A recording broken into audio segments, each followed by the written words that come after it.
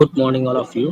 तो last lab activity में हम लोग ने देखा था कि किस तरह से हम अपने नेटवर्क डिवाइसेस जैसे कि राउटर या स्विच का जो कॉन्फ़िगरेशन है उसका कैसे हम बैकअप लेंगे और रिस्टोर करेंगे। आज की लैब एक्टिविटी में हम लोग देखेंगे कि कैसे हम अपने नेटवर्क डिवाइसेस के आईओएस को अपग्रेड करेंगे।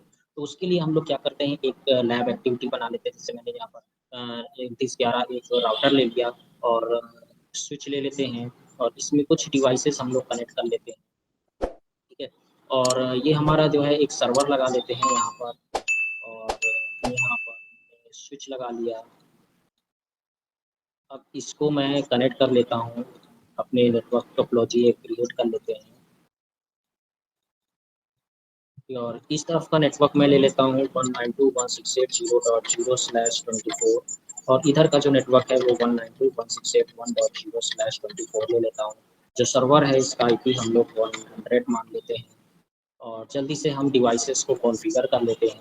तो यहाँ पर आप डेस्कटॉप पे आएँगे और यहाँ पर जो हमारा पीसी का आईपी है वो 0.10 कर देते हैं और 192.168.0.254 गेटवे ले लेते हैं।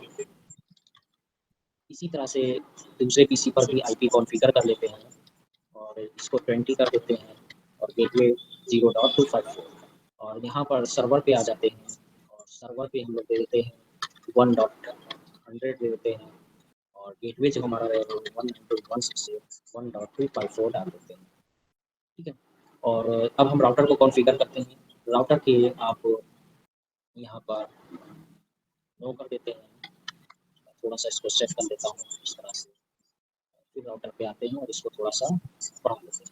यहाँ पर इनेबल करेंगे, कॉन्फ़िग टर्मिनल कर देते हैं और राउटर का होस्ट नेम सेट कर देते हैं और इंटरफ़ेस F0/0 पे चलते हैं।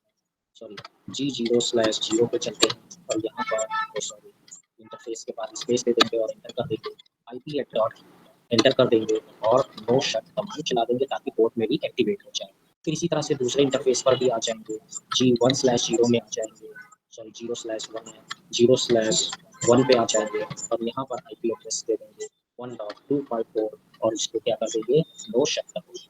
इस तरह से आपकी ये लैब एक्टिविटी पूरी हो गई। अब हम यहाँ पर अभी सर्वर से या पीसी को अगर हम कॉन्फ़िगर कर रहे हैं, मान लीजिए अगर हमको इसका आईओएस को अपग्रेड करना है, तो सबसे पहले तो मुझे ये पता होना चाहिए कि मेरे डिवाइस नेटवर्क डिवाइस पे कौन-सा आईओएस रन कर रहा है। तो प्रिविलेज मोड पर आके यहाँ पर आप शो वर्ज़न कमांड चलाएँगे। तो शो वर्ज़न जब आप कमांड चलाते हैं, तो यहाँ पर आप देखेंगे तो आपका जो आईओएस है फ्लैश पे वो 2900 यूनिवर्सल K9 MJRSP 1511.m4.p और अगर इसका वर्जन देखेंगे तो वर्जन 15.1। ठीक है, अब मुझे इसको अपग्रेड करना है। तो रियल लाइफ में आप क्या करोगे, सिस्को के सर्वर पे जाओगे, अगर वहाँ पर आपको उस सीरीज़ का कोई अपग्रेडेड वर्ज़न मिलता है, तो उसको पहले आप डाउनलोड करोगे और अपने टीएफटीपी सर्वर पे रखोगे। ठीक है, तो यहाँ पर मैं देख लेता हूँ मेरी टीएफटीपी सर्वर पर कोई अपग्रेडेड वर्ज़न है कि नहीं 2900 सीरीज़ के लिए। तो सर्विसेज़ में जाएँगे और यहाँ से आप क्या ले लोगे, टीएफटीपी पर जाओ और 2900 सीरीज़ में देखो अपग्रेडेड वर्ज़न। तो यहाँ पर 2900 सीरीज़ का ये देखिए ये 155 है। 151 मेरा वहाँ पर कॉन्फ़िगर है और ये कौन-सा है 2900 सीरीज़ में 155 है। तो मैं इसको इंस्टॉल करता हूँ। तो इसको इंस्टॉल करने के लिए मुझे क्या करना होगा? तो सबसे पहले आपको क्या करना है, अपने राउटर पे जाना है और राउटर पे जाने के बाद में प्रिविलेज मोड पर ही रहना है और यहाँ पर आपको क्या करना है, कॉपी कमांड चलाना है और यहाँ पर देना है टीएफटी। ठीक है? और उसके बाद जो है कहाँ पर कॉपी करना है, फ्लैश पे कॉपी करना है और यहाँ पर एंटर कर देंगे। आपसे आईपी एड्रेस पूछेगा, आप यहाँ पर अपने सर्वर का आईपी एड्रेस दे देंगे और एंटर कर देंगे। अब ये पूछ रहा है कौन सी सोर्स फाइल को आपको यहाँ पर कॉपी करना है। तो आप ये जो नेम है इसको आप साइड में रख लीजिए और इसके बाद आपको यहाँ पर ये नेम पूरा स्पेलिंग गलत नहीं होनी चाहिए, बहुत ही ध्यान से आपको इसको टाइप करना है। तो C 2900 यहाँ पर दे देंगे और dash universal K9 minus MJ dot SPA dot 155 dot sorry 155 dash 3.m4 dot bin लिख के एंटर कर देना है। डेस्टिनेशन फाइल नेम यही रखना है तो आपको यही रखना है, आप एंटर कर दीजिए। ठीक है, आप थोड़ा सा वेट करिए तो आप देखेंगे ये आपका iOS बैकअप पूरा ले चुका है, यानी जो है फ्लैश पे जा चुका है। आप DIR फ्लैश करके देखेंगे तो यहाँ पर आप देखिए 2 OS दिखा रहा होगा iOS, एक आपका 151 दिखा रहा है और एक 155 दिखा रहा है, जो कि मैंने यहाँ पर कॉपी किया हुआ है। ठीक है, अब मेरा दूसरा टास्क क्या है? पहला टास्क तो मेरा पूरा हो गया, मैं अपग्रेडेड iOS को अपनी डिवाइस पर ले आया। अब मेरा दूसरा टास्क क्या है कि मुझे अपनी डिवाइस को रिबूट करना है और रिबूट करने के बाद मैं चाहता हूँ जब बूट करे डिवाइस तो मेरे नए iOS से बूट करे। तो इसके लिए आपको पहले ग्लोबल मोड पर जाना होगा, कॉन्फिग टर्मिनल करेंगे और बूट के बाद अगर आप क्वेश्चन मार्क करेंगे तो सिस्टम, बूट सिस्टम और यहाँ पर लिखना है फ्लैश और कोलन कर देंगे और ये जो नया वाला ऑपरेटिंग सिस्टम है इसको कॉपी करके आपको यहाँ पर पेस्ट कर देना है।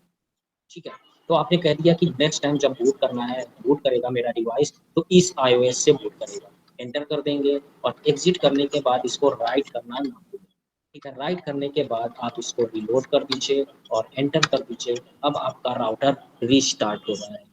रीस्टार्ट होने के बाद में आपको ये कन्फर्म करना होगा कि जब आपका राउटर बूट किया है, तो वो आपका नए iOS से बूट किया हुआ है, ठीक है? और जब नए iOS से बूट करेगा सक्सेसफुली सब कुछ प्रॉपर्ली काम हो रहा होगा, तो हम पुराना वाला iOS क्या करेंगे डिलीट कर देंगे, ठीक है? चलिए चेक करते हैं, इनेबल करते हैं और शो वर्ज़न यहाँ पर करके देखते हैं, तो यहाँ पर आप देखेंगे ये हमारा जो फ्लैश जिससे बूट किया है वो 155-3 से बूट किया है, यानी जो हमने नया iOS इंस्टॉल किया था उससे बूट किया है। अब मैं क्या करूँगा डिलीट कर दूँगा, पहले मैं dir फ्लैश करके देख लेता हूँ, ठीक है? और अब मैं पुराना वाला जो है iOS को डिलीट कर दूँगा।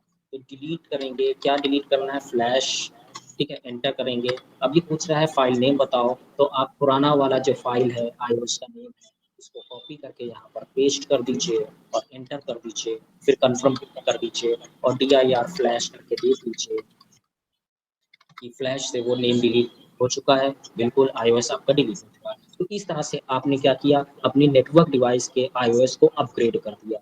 तो आई थिंक आपको ये समझ में आ गया होगा कि कौन-सी कमांड के थ्रू हम राउटर या स्विच के iOS को अपग्रेड करेंगे।